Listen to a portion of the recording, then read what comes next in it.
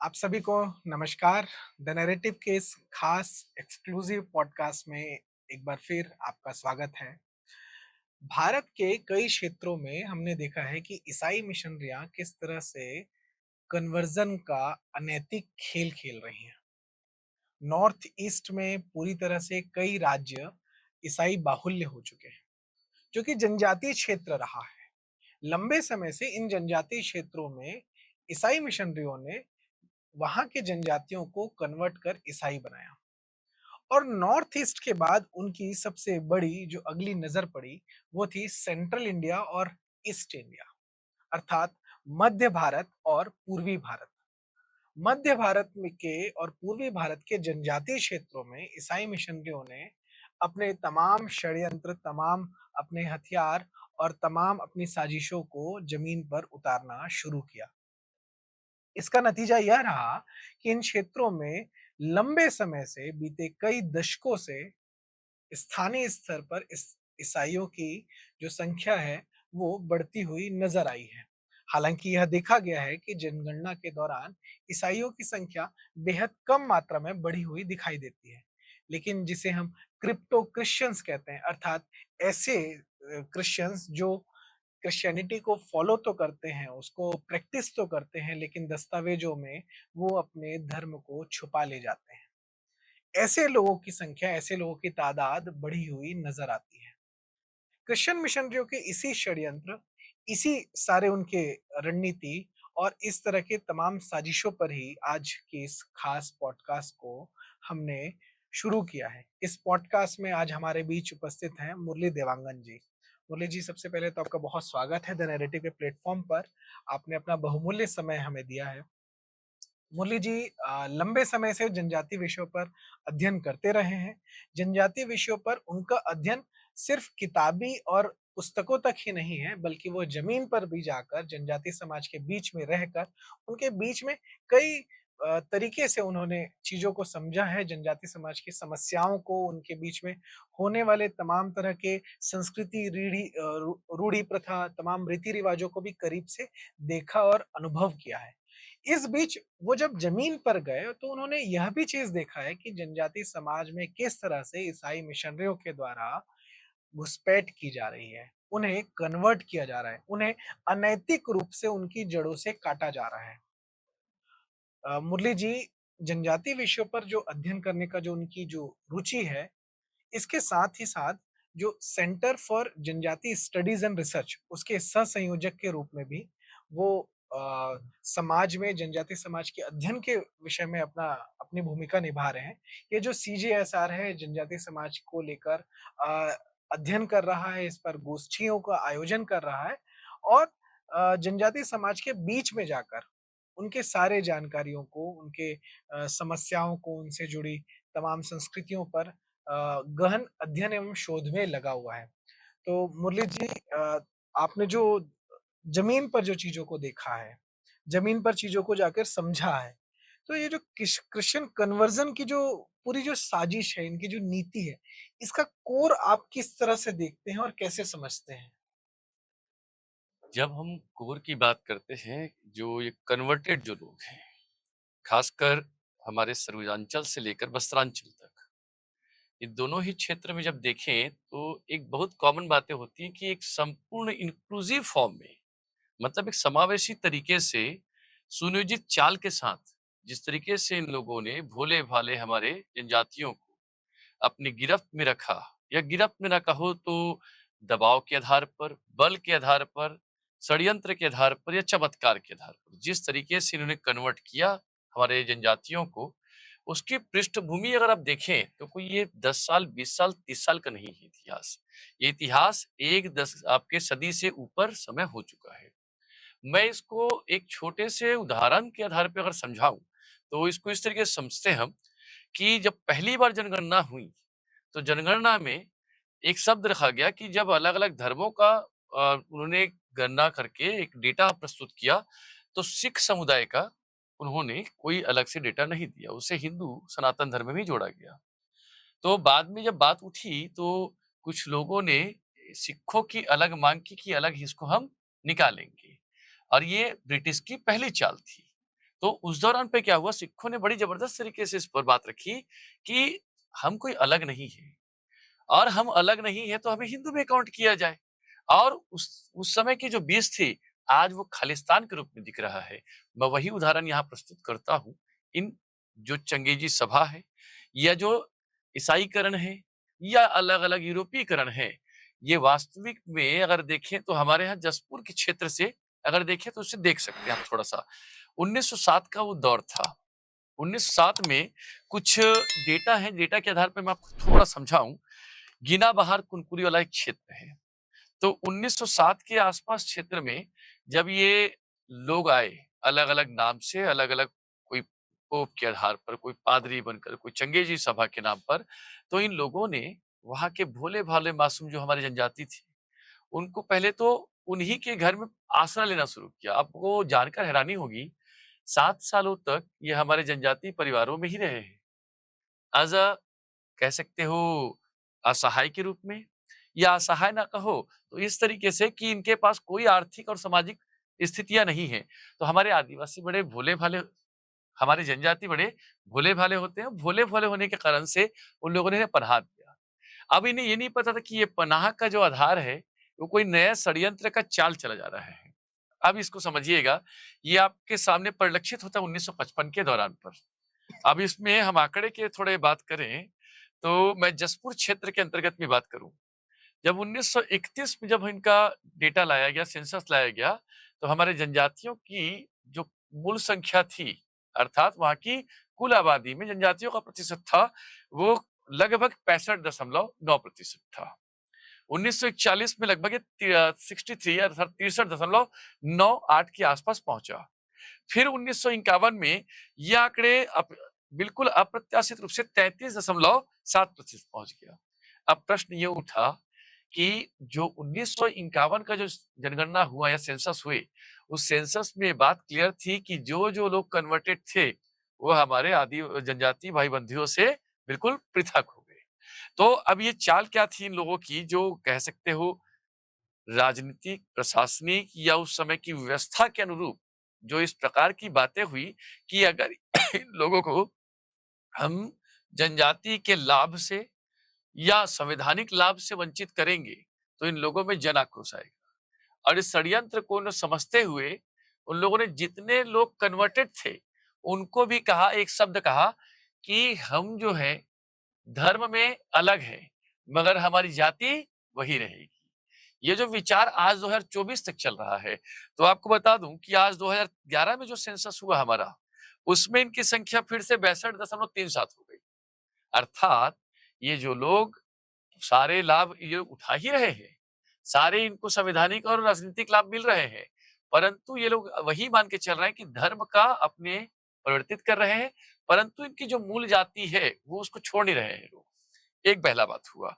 अब ये मन में आता है प्रश्न कि इनकी शुरुआत का आधार कैसा रहा होगा? और शुरुआत जब इन्होंने की, तो कौन-कौन से ऐसे आयाम थे, जिसके आधार पर वो हमारे भोले-भाले जनजातियों तक पहुँचे? तो मेरा पहला जो शब्द आता है, जो मेरा अनुभव आता है, वो है इनके ईसाई मिशन को लेकर। इन लोगों ने अलग-अलग मिशन रखे, और मिशन में कुछ ध्येय वाक्य रखा। जैसे एक ध्येय वाक्य इनका है कि हम जो है असमानताओं को दूर करने आए हैं। पहला प्रश्न। मैं बताऊंगा कि असमानताएं की दूर करने की इच्छाएं कितनी सफल हुई है और कितनी विफल हुई है।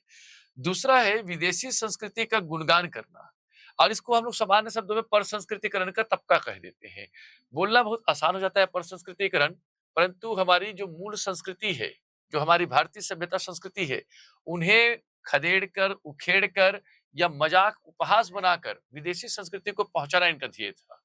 तीसरा ध्येय है राजनीतिक लाभ के साथ जो एक बाह्य तत्व, वाममार्गी और कम्युनिस्ट जो विचारधारा है, या इसको कह सकते हैं विदेशी विचारधारा है, उसका जहर धीरे-धीरे हमारे समाज में घोलने की एक चाल थी। क्योंकि इन्हें पता था भारतीय संस्कृति और समाज इतनी सुदृढ़ है कि इन्हें तोड़ना लगभग-लगभग नामुमकिन है। तो सबसे पहले इनकी संस्कृति को हम क्या करें? हार्म करें। तो ऐसे कुछ विषय हुए जिन्हें शुरुआत के नाम पर इन्हें लाया गया। अच्छा, ये मूल विषय था, मगर दर्शाने की स्थिति क्या थी इनकी? शिक्षा, चिकित्सा और रोजगार। जो आज ये तक पूरा नहीं मेरा हुआ। आपसे अगला प्रश्न यही होने वाला था जी, कि इन्होंने जो अ, जनजाति समाज के बीच में पहुँचे वो, जैसा कि आपने बताया कि वो उनके उनके सामने आश्रय लेकर ही पहुँचे, बिल्कुल। उस क्षेत्र में। कई जगहों पर वो डायरेक्टली पहुँचे, अलग-अलग माध्यमों से पहुँचे। तो उन्होंने ऐसा वहाँ पे किया क्या कि कौन-कौन से माध्यम थे जिसके माध्यम से उन्होंने उनको कन्वर्ट करना शुरू किया? उनको कन्वर्जन कैसे शुरू किया? देखिए, जब एक हम समाज में रहते हैं, तो समाज में सभी लोग सभी दिशाओं से खुश रहें संभव नहीं। हम एक परिवार में जब रहते हैं, तो परिवार में सबकी एक वैचारिक विचारधारा होती है, जिसमें मतभेद होना लाज़मी है। बिल्कुल। अब ये समझिएगा कि उस समय जो स्थितियाँ थी, वो बड़े खुशहाल लोग थे। परंतु जब आपको दुःख तब होता है कोई चीज़ का, जब आपको किसी चीज़ का लोभ दिखा दिया जाता है। चाहे वो किसी भी चीज़ का हो, चाहे वो आपके अवमंडित जीवन का हो या नहीं हो सकता है तो आपके भौतिकवाद के कारणों का हो। शायद जो शुरुआत हुई इनकी, ये पहले तो मैंने कहा ना 1960 के दशक में जब ये थे सत्र में, तो ये खुद एक आश्रित रूप में आए हैं। और आश्रित रूप लेकर उन्होंने क्या किया कि उन लोगों के मन में नए-नए ख्वाब को पैदा करवा दिया, जो उनकी संस्कृति से कोई लेना-देना नहीं था। ठीक? अब इसने क्या किया, एक मैंने आपको थोड़ा-सा बताया कि इन्होंने जब आप हम इतिहास जब देखते हैं संवैधानिक कार्यक्रम में, तब 1813 में जो क्रिश्चियंस हैं या जो मिशनरी है, उनको 1 लाख रुपए शिक्षा के लिए आया था। क्या ये शुरुआत तो उस समय हो चुकी थी और शायद उसको समझने में हमने बहुत देर कर दिया। अब समझिए, इन लोगों ने पहला आधार दिया ऋण देना। छोटे-छोटे ऋण देते थे इन लोग को, क्योंकि शायद उस समय ऐसी भी अवस्था थी हमारे राज्य में, संपूर्ण भारत में, जमींदारी साहूकारिता की थोड़ी-सी अव्यवस्थाएँ फैली हुई थी। या ये कह सकते हो, जो सूदखोरी की व्यवस्था थी जिसे ब्याज देना कहते हैं, वो भी एक प्रकार से कहीं न कहीं इनके असंतोष का कारण बना हुआ था। तो इन्होंने देखा सबसे पहले अर्थ चाहिए, अर्थ में क्या चाहिए इन्हें? वो है ऋण चाहिए। तो इन्हें आसानी के साथ ऋण उपलब्ध कराना शुरू किया। ऐसा नहीं कि एक को दिया है और बता रहे हैं 100 लोग को। मतलब वही बात हो गई कि हम अपने आप को आज हम देख रहे हैं कि इन्फ्लुएंसर्स के लेवल पर कि छोटी-सी चीज़ करके हम बड़े लेवल पर उसको विस्तारित करते हैं। ये जो चंगेजी सभा है, ये जो ईसाई मिशनरी है, ये आज से नहीं, ये आपके इन्फ्लुएंस करने का काम उस समय से करते आ रहे हैं। एक को दे रहे हैं और उसके आधार पे हज़ारों लोग को बता रहे हैं कि हमने इनको ऋण दिया। तो पहला आधार तो इनका ऋण देने का रहा। दूसरा आधार है वादा। अब वादा किस चीज़ का है? तो एक कहा कि शिक्षा का वादा। अब शिक्षा और शिक्षण 2 अलग-अलग चीज़ें थी। हम शिक्षित पहले से थे। पढ़ने-लिखने के आधार पे नहीं कह रहा हूँ। हम हुँ, संस्कृति से, सभ्यता से, हमारी आत्मीयता से, मानवता से और हमारे सामाजिक सरोकार से हम वो पूर्ण शिक्षित थे और एक सुगम समाज थे। परंतु उन्होंने शिक्षण से हटाकर शिक्षा का शब्द दिया। हालाँकि मानता हूँ कि शिक्षा का शब्द जो अच्छा है, परंतु शिक्षा में क्या थी इनकी? मिशनरी शिक्षा। शून्य और आज शिक्षा। भी आप 2024 में नारायणपुर में, बीजापुर में जब आप भ्रमण करते हैं, तो आज भी देखेंगे पेड़ के किनारे या नीचे बैठाकर ये बाइबिल का ज्ञान दे रहे होंगे। बिल्कुल। तो बाइबिल का ज्ञान हमारी मूल शिक्षा का कोई आधार नहीं है। जो स्पष्टता ये बात आनी चाहिए जो हमारे राइट टू एजुकेशन में है, हमारे मूलभूत अधिकार में है, वो उसका कहीं वर्णन नहीं है। दूसरी बात, ये क्या कर रहे थे ध्यान समझिएगा कि सामाजिक जो असमानताएँ हैं, उनके दृश्य को दिखा रहे थे। अब सामाजिक असमानताएँ क्या होंगी? मैंने कहा कि वर्ग, वर्ण का उदय ये कोई बनाया नहीं गया है। जिसको इस तरीके से बताया गया ना कि फला काल में ऐसे वर्णों का व्यवस्था किया गया, ये गलत है। वास्तविक में देखा जाए तो कर्म के आधार पर ये चीज़ें स्वतः ही आ बिल्कुल। जाती हैं। मैं किस जाति और धर्म से महत्वपूर्ण नहीं है, मैं शिक्षा को ही महत्वपूर्ण है। जी, बिल्कुल। मगर ये क्या होता है कि ज्ञान के आधार पर होता है चीज़ें। हुँ, तो ये क्या हुआ कि जिसको वो चीज़ें नहीं मिल पाई, तो क्या है कुछ लोगों में असंतोष हो सकता है। उस असंतोष को अगर बार-बार उकेरेंगे आप, तो क्या होगा डिस्क्रिमिनेशन जैसा शब्द आएगा और उसी असमानताओं की चीज़ों को लेकर उन लोगों को भड़काना शुरू कर दो। इनकी मूल जो अवधारणा थी यही थी, क्योंकि जो अलग-अलग पादरी आए या अलग-अलग ये जो धर्म के प्रचारक आए इन लोगों के, इन लोग को वेतन मिलता था। ये हालाँकि इस बात को कभी एक्सेप्ट नहीं करते हैं और आज भी इनको पूरी सुविधाओं के साथ, एक अच्छे जीवन स्तर के साथ पैसे मिलते हैं और जो मेरा अनुभव है इनको 30,000 रुपए तक की सैलरी पर मंथ प्रोवाइड की जाती है। अब ये समझिएगा ये सारी जो घटनाक्रम हो रहे थे, इनको यही दिखा रहे थे कि फला व्यक्ति शिक्षित हो गया, अब वो शिक्षा छोड़ के अब क्या गए? शिक्षित। शिक्षा ले लिया, शिक्षित हो गया, तो फला पोस्ट पे पहुँच गया। इसके पास ये आर्थिक स्थिति आ गई। तो होता क्या है कि हम एक प्रगतिशील समाज में रहते हैं और प्रगतिवादी सोच रखते हैं। और आज से नहीं, हम जब हमने हमारे सनातन की परंपराओं से आप 10,000 वर्ष से पहले का अगर देखें, तब से हम उस व्यवस्था में जी रहे हैं। तो लोगों को क्या है, जो प्रगतिवादी विचारधारा है, वो उन लोगों को क्या होती है, थोड़ी जल्दी अट्रैक्ट अट्रैक्ट करती करती है। है, बिल्कुल। और यही अट्रैक्ट करने का उन्होंने एक साधन निकाला कि 1000 में 1 को ऐसा बना दो, दिखा दो और उसको इतना प्रचारित करो कि बाकी लोग क्या हो जाएँ, उस पर जुड़ना शुरू हो जाए। हालाँकि जुड़ने की अवधारणा आपको बताऊँ आपके वही इस मंच के माध्यम से, मेरी जनजाति आज भी कोई जुड़ना पसंद नहीं करता है। हम यहाँ बैठ के कह रहे हैं कि शिक्षा, चिकित्सा और इसके नाम पर ये लोग जा रहे हैं। परंतु ग्राउंड स्थिति यही है, ये आज भी अस्वीकार्य करते हैं पूर्ण रूप से। आप किसी भी क्षेत्र में हमारे जनजातीय क्षेत्र में चले जाइए। क्योंकि मैंने कहा ना, कुछ चीज़ें तो दिखाई गई हैं और कुछ चीज़ें वास्तविकता है। दूसरी बात ये है, अब मैं आपको रोकूँगा 2 मिनट, है ना? और एक शब्द है रोज़गार की पेशकश। रोज़गार हर किसी को अच्छा लगता है, चाहे समाज में कोई भी हो। मगर इनके पास कोई रोज़गार का आधार नहीं था। इन्होंने रोज़गार का शब्द दिया। तो लोगों को लगा चलो एक शब्द तो आया। तो ये ऐसे जो शुरुआत जो हुई है, वो पूरी तरीके से खोखले वादे, एक षड्यंत्रिक चाल और विदेशी फंड, जिसे मैं टेरर फंड के रूप में भी देख सकता हूँ या फॉरेन फंड के रूप में देख सकता हूँ। इसके आधार पर इन्होंने एक नए विचारधारा को भारत में लाने का कोशिश किया, जिसे आज हम देख रहे हैं अलग-अलग, चाहे दक्षिण भारत की सोच हो, जो नए-नए शब्द मिला रहे हैं, बिल्कुल। या उत्तर की सोच हो, खालिस्तान की माँग हो, ये वास्तविक में ऐसे ही चाल को लेकर भारत में आए हैं ये लोग, कि भारत का जो एकता है, वो विखंडित हो। जी। जैसे कि आपने अभी बताया कि ये लोग इनको वेतन तक दिया जाता है कन्वर्जन कराने के लिए, प्रचार करने के लिए।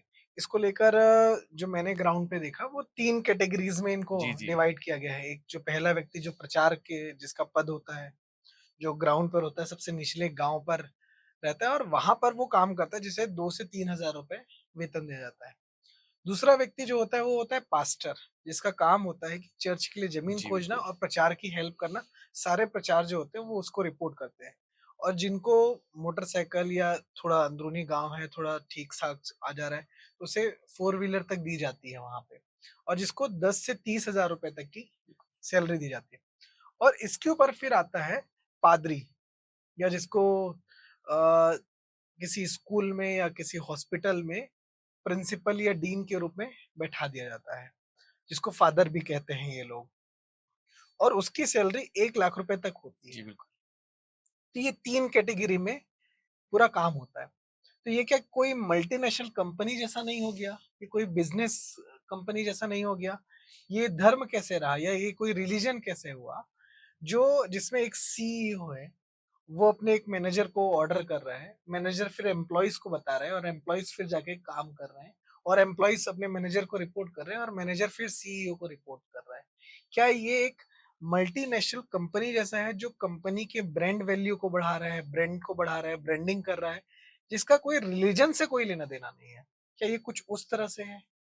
देखिए, इसको स्वतंत्रता के बाद के इतिहास में हम समझते हैं, क्योंकि स्वतंत्रता के पहले तो एक बात बहुत आ जाती है आसानी के साथ कि हम ये बोल देते हैं कि ब्रिटिश चाल थी।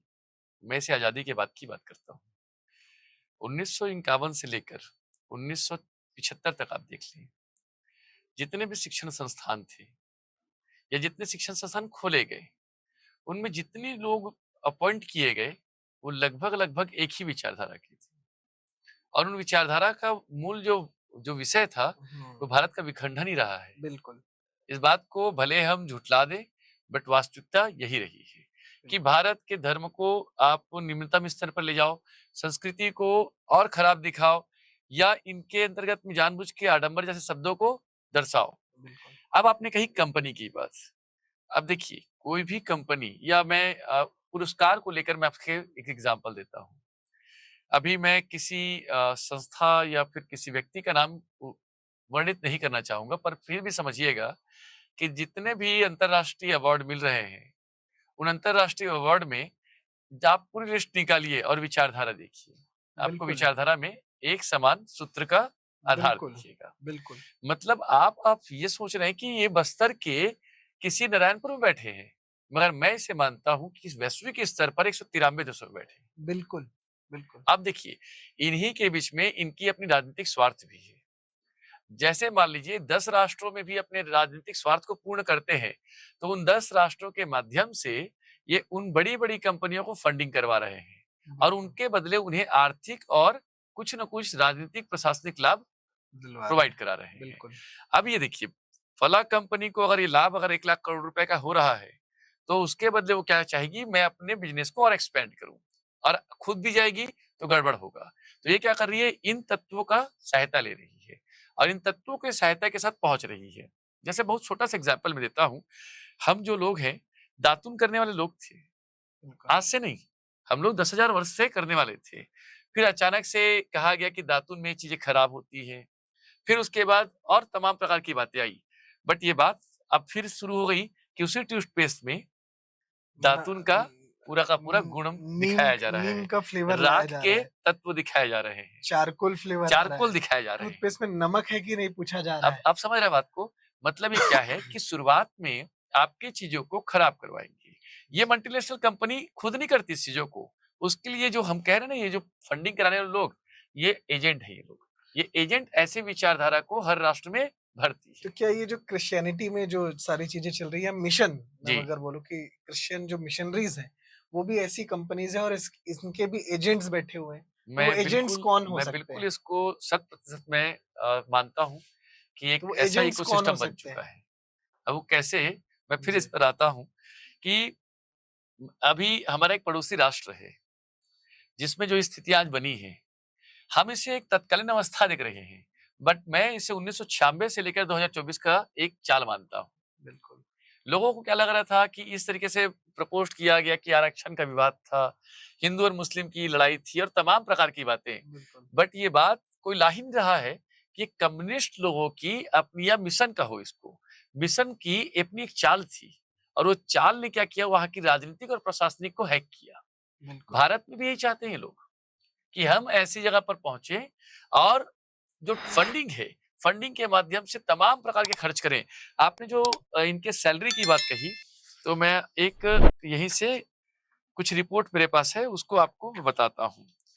अब देखिए, इनसे पूछा जब गया कि आपको पैसे कितने मिलते हैं, पादरी को, पास्टर को और तमाम लोगों को, तो उन्होंने सिरे से खारिज कर दिया, कहा कि इसमें हमें कोई पैसे नहीं मिलते हैं और ये जगजाहिर है कि 1 लाख रुपए की सैलरी उस संबंधित जो पादरी होता है, उसे मिलते हैं। इसी में और वो आपने 30,000 कहे, वो डिपेंड करता है कि किसी को 12,000, किसी को 18, मगर बिल्कुल, अधिकतम 30,000 वो रुपए। 10 से ये 30,000 पास्टर्स रुपए को के मिल रहे हैं बीच और में। सारी सुविधाएँ मिल रही हैं। बिल्कुल, मतलब आप समझिएगा, आने-जाने के लिए भी इन्हें सेकंड क्लास की ट्रेन की ट्रेन टिकट की मिलती टिकट है। मिलती है। मतलब इतनी सुविधाएँ जो मिल रही है और आप एक जगह मत देखिए, भारत के हर कि हिस्से में है, तो इनके लिए कई लाख करोड़ रुपए का जो धन संग्रहण है, भारत सीमा के अंतर्गत और भारत सीमा के बाहर भी, ये लोग अलग-अलग कंपनियों से उगाही कर रहे हैं। लेहवी ही कह लो इसको एक प्रकार से। बिल्कुल। तो मैं मानता हूँ लेहवी की प्रथा भले हम बंद करने की एक बात कर चुके हैं, बट वास्तविकता में इन लोगों ने, समूह ने, या इस कह सकते हो गैंग ने, या एक मिशन ने आज भी जारी रखा है। अ, एक प्रश्न मेरा और है, जी, क्योंकि हम छत्तीसगढ़ को केंद्र करके सारे विषयों की चर्चा कर रहे हैं। बस्तर क्षेत्र की बात आती है। बस्तर क्षेत्र में अभी नारायणपुर, बीजापुर का जैसे जी, उल्लेख हुआ। नारायणपुर, बीजापुर, सुकमा, दंतेवाड़ा के कई क्षेत्र ऐसे हैं जहाँ पर प्रशासन नहीं जा पाता था। कुछ जगहों पर तो अभी प्रशासन की पहुँच हो रही है, लेकिन 10 साल पहले, 15 साल पहले जहाँ पे प्रशासन की पहुँच भी नहीं थी। जी, बिल्कुल। जहाँ पर ये बोला जाता था कि यहाँ पे शासन जो छत्तीसगढ़ प्रदेश सरकार का है, शासन या प्रशासन मौजूद ही नहीं है। वहाँ पर माओवादियों का जो कम्युनिस्ट टेररिस्ट हैं, उनका वहाँ पे कब्जा हुआ करता था। उनकी सरकारें चल रही थी, जनताना अदालत वहाँ पे चलती बिल्कुल। थी। ऐसे स्थानों पर भी हमें प्रार्थनाएँ प्रार्थना घर, प्रार्थना सभा या मिशनरी के लोग, कन्वर्जन ये चीज़ें कैसे वहाँ पर मिल मतलब जहाँ पर एक शिक्षक नहीं जा पा रहा है स्कूल हुँ। का, कोई विद्यालय का कोई टीचर नहीं जा पा रहा है, कोई प्रोफ़ेसर नहीं जा पा रहा है, मेडिकल टीम नहीं जा पा रही है सरकार की, वहाँ पर ये मिशनरी कैसे पहुँच रही है? ये क्या कनेक्शन है? इस कनेक्शन को थोड़ा-सा और आप वैचारिक के बदले आर्थिक देखिए। अभी इसको समझिएगा।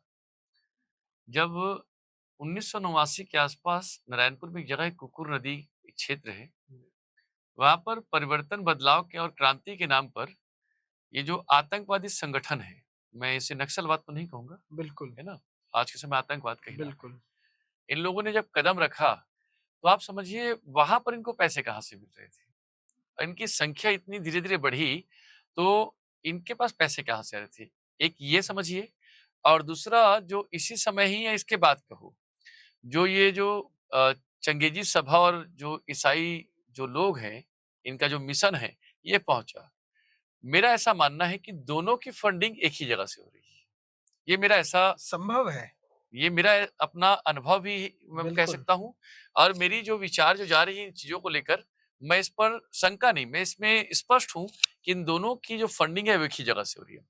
अब आपके मन में आ रहा है प्रश्न कि फंडिंग का आधार कहाँ से हो रहा है? तो मैंने कहा कि जैसे कई यूनिवर्सिटीज़ में, और अलग-अलग देखिए, आप उत्तर में देखिए, दक्षिण जहाँ भी देखिए, सबके स्टेटमेंट एक जैसे हैं, भारत का विखंडन, बिल्कुल, संस्कृति का हनन बिल्कुल। या हमारी सभ्यता का हनन। ये बार-बार बातें उठना कि स्त्री-पुरुष अलग नहीं, अरे भाई जो प्राकृतिक असमानताएँ हैं, उसको आप नहीं बदल सकते। हाँ, जो आर्टिफ़िशियल है, जो मानव जगत ने बनाया, उसको बदलने की बात होती है और होनी चाहिए, चलिए मानता हूँ। ये सारे में ना एक को अगर फिराएँगे तो एक ही माला की गुत्थी निकलती है ये। और इसके बीच में जो बैठे लोग हैं, मेरा ऐसा मानना है कि ये कम्युनिस्ट विचारधारा के जो संघर्षी लोग हैं, संघर्षी मैं क्यों कह रहा हूँ इसको, ये अपनी राजनीतिक लाभ के लिए बैठे हैं वास्तविक में। ये बदलना, ये बदलाव, ये परिवर्तन, कार्ल मार्क्स की थ्योरी और तमाम प्रकार के जो तबके लगाते हैं, वो तबकों का एक ही विचार है, वो सिर्फ़ और सिर्फ़ क्या है? राजनीतिक गद्दी, राजनीतिक सत्ता का लोभ लेना। और ये इसीलिए वहाँ करने की कोशिश कर रहे हैं। अब दूसरी बात आपने कही कि जो फंडिंग की बात कही कहाँ को लेकर, कि अंदर में सॉरी, जो आपने कहा कि सभाएँ कैसे हो सकती है? तो मैंने कहा ना कि इनके सरगना तो एक ही है। और इनके डिवीज़न अलग-अलग हैं। कोई चंगाई सभा करके कर रहा है, कोई बंदूक के दम पे कर रहा है, कोई बरगला के कर रहा है, तो कोई धर्म की शिक्षा के आधार पे कर रहा है। सबका विचार एक ही है, मार्ग सबके अलग हैं। तो देखिए, आज भी नारायणपुर क्षेत्र में जो बेनूर थाना की आपने बात कही, आप गंगालूर, बीजापुर की बात करते हैं, इन क्षेत्रों में आज भी वहाँ पे स्थानीय स्तर पर कहा जाता है कि अंदर वाले, बाहर क्षेत्र, इस तरीके का शब्दों का प्रयोग करते हैं। और संभवतः शासन-प्रशासन भी एक निश्चित समय के लिए वहाँ जाती है। बहुत ज़्यादा वहाँ पर अपने मूवमेंट नहीं रखती है, और इनकी सभाएँ रात को 7 बजे के बाद स्टार्ट होती है। यही मेरा प्रश्न यही था कि जहाँ पे शासन-प्रशासन भी सीमित समय के लिए जा रहा है, वहाँ पर मिशनरी अपनी सभाएँ एकदम स्वतंत्रता से, बिल्कुल निश्चिंतता से, बिना किसी माओवादी खतरे के एकदम आसानी से कैसे क्या ये गिव एंड टेक है कुछ? कोई ऐसा गठजोड़ है जो हमें दिखाई नहीं देता है? कुछ तो है। इसमें इस जोड़ के पीछे की जो कहानी मैं पिछले 5 साल, 1 साल अभी छोड़ दीजिए, मैं पिछले 5 साल में देखूँ, तो शासन-प्रशासन और साथ ही पुलिस प्रशासन की भूमिका को मैं संदिग्ध अवस्था में पाता हूँ। क्योंकि आपने जो बिनूर की बात कही, मैं बिनूर के थाने के अंतर्गत मैं आपको कुछ जो घटनाएँ हो आपको बताता हूँ। जब बिनूर में सभाएँ हो रही थी, इन चंगेजी सभाओं की, तो वहाँ पे हमारे जो परगना मांझी होते हैं, हमारे गायता, सिरहा, पेरमा, ये तमाम प्रकार के लोग होते हैं जो अपनी हमारी जो जनजातीय संस्कृति है, हमारी सनातन की परंपराएँ हैं, इसको जीने मरने के लिए बिल्कुल तत्पर रहते हैं। तो उन लोगों ने एक वहाँ पर सभाएँ की। तमाम प्रकार के गुनिया और हमारे जो मांझी हैं, परगना मांझी, पटेल सब आए हुए थे। आप मानेंगे नहीं, ये लगभग 150-200 के या 300-400 के आस-पास रहे होंगे, अधिकतम 300 लोग रहे होंगे। आप मानेंगे नहीं, ये थाने से ज़्यादा दूर का सफ़र नहीं है। लगभग 200 से 300 चंगेजी जो गुंडे थे, मैं चंगेजी गुंडे ही कहूँगा इनको, जिनको ये जो माओवाद हैं, जो आतंकवाद के स्वरूप में इन लोगों को संरक्षण प्राप्त था, वो लोग लाठी, भाले लेकर रोड में इनका इंतज़ार कर रहे थे। और जैसे इनकी परगना सभा कंप्लीट होती है, और तुरंत उन पर क्या करते हैं, ये अटैक करते हैं। और साथ पास में आप सोचिए, आपके 4 किलोमीटर की दूरी पर पुलिस का छावनी है, जो वहाँ पे स्थानीय पुलिस का या प्रशासन का वहाँ पे दबदबा है, उनके नाक के नीचे सारी चीज़ें हो जाती हैं। हमारे जो जनजातीय भाई-बहन को पीटा जाता है, ये कई लोग घायल हो जाते न हैं। गोर्रा गाँव में हुआ था ये, गोर्रा एग्ज़ैक्टली, जी, है ना? तो अभी गोर्रा, समझिएगा ये सारी चीज़ें होती हैं, बिल्कुल। परंतु उसके बाद भी एक भी कहीं पर ऐसी बातें नहीं उठ के आती हैं कि इनके साथ कहीं पर ये जो तमाम प्रकार के जो अपने हितग्राही बन के बैठे हुए जो आतंकवादी, ये इस पर आवाज़ नहीं उठाते हैं। आवाज़ नहीं उठाते, तो आप बिल्कुल, समझिए जो आवाज़ नहीं उठाना भी एक प्रकार से चाल है। ये चाल इसी चीज़ की है कि सभी अलग-अलग संगठन में बँटकर एक ही चीज़ का सपना देख रहे हैं। वो सपना है हमारे जनजातियों को तोड़ना, हमारी जनजातियों को हमारे सनातन के धर्म से अलग करना, नए-नए विचार देना कि आप एक नया शब्द दे दिए आदिवासी धर्म, जो इसका कोई वजूद ही नहीं जिसमें है। कोई वजूद नहीं। आप कह रहे हैं कि आप हिंदू नहीं हैं, आप रावण की पूजा कर रहे हैं, आप महिषासुर की पूजा कर रहे हैं, ये कभी हमारे जनजातियों में नहीं थी। ये सारी चीज़ें इनके मन में भरी जा रही है। अच्छा ये भी बता दूँ इनकी संख्या बहुत चंद है, बिल्कुल, मगर बिल्कुल, दिखाया जा रहा है कि पूरा गाँव ये हो गया। पूरा गाँव हो गया है, बिल्कुल, और आज भी हमारे जनजातीय क्षेत्र में आज भी हमारे बूढ़ा देव हैं, दुल्हा देव हैं, हमारे डोंगर देव हैं और आज भी उनकी महत्ता माँ दंतेश्वरी के बिल्कुल, साथ बनी हुई है। बिल्कुल, उनको कोई बिगाड़ नहीं सकता है। ये तमाम प्रकार के लोग आते जाएँगे। अब दूसरी बात आपने कही कि आंतरिक आंतरिक स्तर पे पहुँचने की बात। मैंने आपको कहा कि 1954 के दौरान पर जब हुआ शुरुआत, तो इसमें सबसे ज़्यादा जो रोल रहा है वो अधिकारियों का रहा है, इनको बढ़ाने में। आप इसको पत्थलगड़ी केस से भी जोड़िए। अभी जसपुर के अंतर्गत में एक विवाद चल रहा है पहाड़ को जी, लेकर, बिल्कुल, वो देख लीजिए। या आप कुछ दिन पहले कांकेर की घटना को देख लीजिए। सारी घटना को देखेंगे एक सिमिलैरिटी आपको दिखती है। और जब-जब हमारे आदि जनजाति जो हैं, जब-जब इसमें रोकने की कोशिश करते हैं इनको, तब क्या करेंगे? या तो इन पर लाठीचार्ज हो जाती थी, या इनको जेल के अंदर डाल देते थे। कई ऐसे केसेस हमारे पास हैं, जिसमें बिल्कुल, पता चला है कि बिना मतलब के इनको जेल के अंदर डाल डाला दिया गया गया। है, बिल्कुल। पिछली सरकार ने गोर्रा गाँव में जो घटना जी, हुई थी वर्ष 2023 की 1 जनवरी को, गोर्रा गाँव में जिस तरह से मिशनरी के लोगों ने स्थानीय जनजातियों पर हमला किया और जानलेवा हमला किया, उनके साथ मारपीट हुई और उस घटना के बाद जिस तरह से जनजातियों को ही प्रताड़ित किया गया, जो सनातन संस्कृति की रक्षा के लिए, जनजातीय संस्कृति की रक्षा के लिए, बस्तर की परंपरा की रक्षा के लिए वहाँ पर संघर्ष कर रहे थे, उन पर एफआईआर दर्ज किए गए।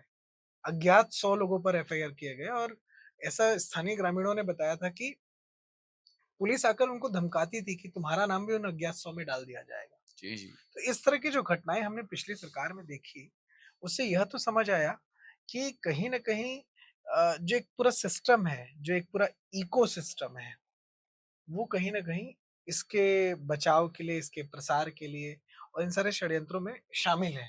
बिल्कुल, बिल्कुल। अ, एक अंतिम चीज़ मैं आपसे जानना चाहूँगा मुरली जी, कि ये जो सारी घटनाएँ हो रही हैं, जी। जिस तरह से अभी हाल-फिलहाल में आपने सुना होगा, शव दफनाने को लेकर विवाद चल रहा है। तो ये शव दफनाने का जो विवाद है, ये विवाद क्या है और इसके पीछे की क्या रणनीति है? मेरा ऐसा मानना है कि विवाद तो होना ही नहीं चाहिए। आपने अपना लिया ईसाई धर्म, जी, तो बिल्कुल। किस कैथोलिक या रोमन या जो भी आप ईसाई के उस चंगेजी के जो स्थितियों को देखते हैं, कहाँ पर दफनाने की बात होती है और कहाँ पर मृतक स्तंभ बनाने की बात होती है। जब आपने ये अपना लिया है, तो आप उसी धर्म में रहिए। बहुत सिंपल सी बात है पहला चीज़। दूसरी बात, हमारी जनजातीय संस्कृति के आधार पर आपने उसे खंडित करने का कार्य किया, तो हमारी जो वहाँ की स्थानीय संस्कृति के लोग हैं, वो आपके शव को वहाँ पे लाने की क्यों जद्दोजहद करें, ये पहला क्वेश्चन।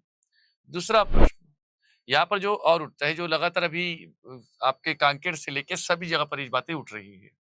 दूसरी बड़ी बात कि जब आप शव की बात करते हैं, अब आपको मैं एक छोटे से एग्ज़ाम्पल से समझाता हूँ।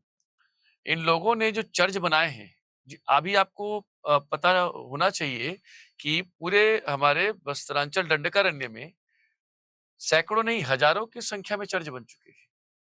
और चर्च जो देखेंगे और चंगेजी साहब वाला चर्च देखेंगे, वो हम लोग क्या सोचते हैं कि सरकारी ज़मीन पे बनी होगी या इन लोगों ने ज़मीन लिया होगा। आपको जानकर बड़ा आश्चर्य होगा कि वही जनजातियों को बहला-फुसलाकर, डराकर, धमकाकर या जेल में भरने डालने की धमकी देकर उन्हीं के घर में चर्च बनाए गए हैं। क्योंकि अनुसूची 5 और भारत की देखें तो अनुसूची 6, तो ये 5 और 6 के संवैधानिक प्रावधान में आने वाला क्षेत्र है हमारा ये। कई बिल्कुल, जगह पर पैसा भी लगे हुए हैं और बिल्कुल। ऐसी जगह पर इनको तो कोई अधिकार ही नहीं था कि चर्च बना पाए, पहला चीज़। अब इसको आप समझिए कि ये जो चर्च बनाया गया इसका उद्देश्य क्या होगा? इसका उद्देश्य यही है, मेरा ऐसा मानना है सुन जी, कि ये जो लोग हैं पहले आज चर्च बना रहे हैं, धीरे से गाँव के अलग-अलग संस्कृति की चीज़ों को परिवर्तित करेंगे और धीरे से उस पूरे गाँव के जो राजस्व है और उनका जो क्षेत्र है, वो उसे हथियाएँगे। अब ये चीज़ बहुत अच्छे से पता चल चुकी थी हमारे गायता, सिरहा या हमारे पटेल या पंजार लोगों को। तो ये जानते हैं कि अगर गलती से एक भी 100 अगर आ गया ऐसा हमारे क्षेत्र में, ये धीरे-धीरे इसे क्या करेंगे, परिवर्तित कर देंगे और ईसाई कब्रशाला बना देंगे। इसका मतलब यही है कि अगर आज नहीं रोकेंगे हम, तो आगे जाके समस्या क्या करेंगे 4-6 नाम रख देंगे वहाँ पर और ये पूरी तरीके से दावा करेंगे कि ये पूरा क्षेत्र हमारा है। तो मेरा मानना है ये एक बात हुई। दूसरी बात, जो आपने बात रखी है, अभी जो आपने नारायणपुर की घटना की बात कही है, जहाँ तक 100 जो है 6 दिन तक पड़ा हुआ था। ये बात सही है। अब इसमें जो विवाद की स्थिति क्या है समझिएगा। बिल्कुल स्थानीय ग्रामीण जो है हमारे, वो बिल्कुल इस बात को लेकर तय थे कि हम इसे किसी भी स्थिति में यहाँ पे लाने नहीं देंगे। स्थानीय ग्रामीणों का कहना था कि जब जो महिला जिसकी मृत्यु हुई है, जी, वो तो जनजाति समाज से है, उसने तो धर्म परिवर्तन नहीं किया। उसके बेटे ने धर्म परिवर्तन किया, तो उसका बेटा चाहता था कि वो ईसाई रीति-रिवाज से शव को दफनाया जाए। तो जब उस महिला ने धर्म परिवर्तन नहीं किया, तो उसका शव दफन ईसाई रीति-रिवाज से क्यों हो? तो गाँव वालों की स्पष्ट माँग थी, यदि ईसाई रीति-रिवाज से आपको दफनाना है, तो ईसाई कब्रिस्तान में जी दफनाइए। बिल्कुल। और यदि गाँव के भीतर, गाँव के जो शव दफनाने के स्थल में दफनाना है, तो वो जनजातीय रीति-रिवाज का पालन होना चाहिए। नहीं तो आप इसको देखिए, वहाँ की जो हमारी पंचायत है, हमारे वहाँ के पटेल मुखिया लोग हैं, इस बात को जो आप कह रहे हैं बिल्कुल स्पष्ट रखें उस बात को, कि अगर वो महिला पूर्ण रूप से हमारी जनजाति सनातन में है, तो उसके बालक को या उसके पुत्र को या उसके पति को कोई अधिकार नहीं है कि वो ईसाई धर्म में करवाए। बिल्कुल, अगर ईसाई धर्म में करवा रही है, ये करवा रहे हैं वो लोग, तो फिर उसे हमारे ही संस्कृति में के क्षेत्र में क्यों? बिल्कुल। मतलब ये तो हो गई कि हम धर्म भी परिवर्तित करेंगे और आपकी संस्कृति भी अपना लेंगे, अपनाएँगे नहीं, आपकी संस्कृति का लाभ उठाएँगे और आपकी जगह को दूषित भी और करेंगे। दूषित भी करेंगे कि इससे भावी जो पीढ़ी है हमारी, वो पूरी तरीके से क्या हो, दूषित या एक संस्कृति विहीन समाज का उदय हो। चाल मैंने कहा ना, ये आप जो कह रहे हैं ना कि वो पुत्र ने, एक लड़के ने ऐसा किया, ये वस्तुतः वो लड़के का नहीं है ये। ये इसके पीछे एक इकोसिस्टम है। आप इसको इकोसिस्टम को समझिएगा, जब कोई मुठभेड़ होती है हमारे यहाँ, जब हमारे जवान शहीद होते हैं, तो ये जो वो तमाम प्रकार के जो अभामंडलित लोग हैं, ये नहीं पहुँचते हैं। और एक कोई मान लीजिए नक्सली मारा जाता है, जिसको प्रूफ है सब कुछ, वर्दी के साथ, फर्जी हथियारों के केस साथ। हाँ, बिल्कुल वो पहुँच जाएँगी। तो ये आप बिल्कुल, समझिएगा कि इनकी जो पैठ है वो कहाँ तक पहुँच गई और ये पैठ मैं फिर कह रहा हूँ, ये आज 5-10 साल का खेल नहीं है इनका। ये के दशकों से चल रहा है। मतलब हम भले आज पढ़ रहे हैं 2022 में, 24 में, 26 के नाम पे पढ़ेंगे, परंतु वास्तविक स्थिति इनकी जो एक कह सकते हो एक रोड मैप तैयार किया गया है। वो रोड मैप 100 वर्ष से पहले से स्टार्ट है, जो आज दिखना शुरू हुआ है। और इसको अगर जी। हम नहीं रोकेंगे आज, तो ये मान के चलिएगा जो स्थितियाँ कुछ राज्यों में, कुछ क्षेत्रों में जो हुई है, वही स्थितियाँ हम आज देखने की मजबूर हो जाएँगे फिर भविष्य में। अ, जैसे कि महात्मा गांधी जी ने कहा था एक बार कि धर्मांतरण राष्ट्रांतरण है। अर्थात कोई कन्वर्जन करता है तो सिर्फ उसका धर्म, उसका रिलीजन या उसका मजहब ही नहीं बदलता, बल्कि उसके राष्ट्र की चेतना बदल जाती है। कल्पना कीजिए कि यदि कोई एक हिंदू है, एक सनातनी है, तो उसके लिए आस्था का केंद्र काशी, अयोध्या और मथुरा होंगे, कांची होंगी, सप्तपुरिया होंगी, 4 धाम होंगे। लेकिन यदि कोई इस्लाम अपनाता है, तो उसके आस्था का केंद्र भारत में नहीं, मक्का और मदीना होंगे। यदि कोई ईसाई बनता है, तो उसकी आस्था का केंद्र अ, जो वेटिकन सिटी है, वो होंगे। तो ये धर्मांतरण, राष्ट्रांतरण है, ये सीधा-सा भाव स्पष्ट रूप से समझ आता है। जब बस्तर की संस्कृति में इस तरह के ज़हर को घोल दिया जाता है, तो सामाजिक वैमनस्यता की स्थिति भी देखने को मिलती है, जो हमें बस्तर में दिखाई देने लगी है। बस्तर, जहाँ की अधिष्ठात्री देवी माँ दंतेश्वरी माता है। बस्तर के जनजातियों के जहाँ दूल्हा देव, बूढ़ा देव, आंगा देव, कंकालीन माता, शीतला माता, ये हैं। उनको छोड़कर ईसा मसीह की पूजा कराई जा रही है। ईसा मसीह को मानने के लिए मजबूर किया जा रहा है।